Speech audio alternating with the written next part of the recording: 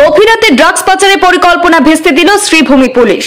Cheragi petrol pump সংলগ্ন এলাকায় drugs সহ আটক এক পাচারকারী যুবক। উদ্ধার করা হয়েছে কয়েক লক্ষ টাকার ড্রাগস।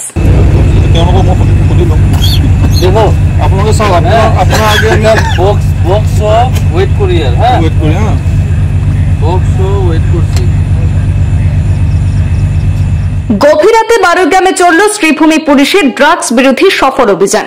পুলিশ সুপার পার্থপ্রতিম দাসের নির্দেশে পাথারকান্দির থানা এলাকার বারুইগ্রাম ওয়াচ পোস্ট পুলিশের ইনচার্জ জয়চন্দ্র সিংহ শনিবার রাতে দলবল নিয়ে চেরাগী এলাকার পেট্রোল পাম্প সংলগ্ন এলাকায় হানা দিয়ে ড্রাগস সহ এক যুবককে হাতে নাতে আটক করেন।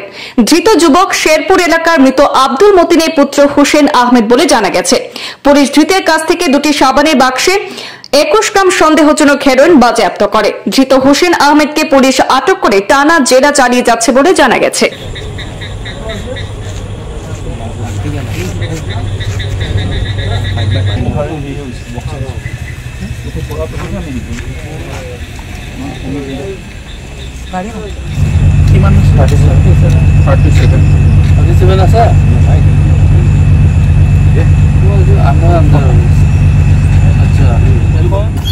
देखो आप लोग सब अपना आगे बॉक्स वेट करिए हां वेट करिए हां बॉक्स वेट करছি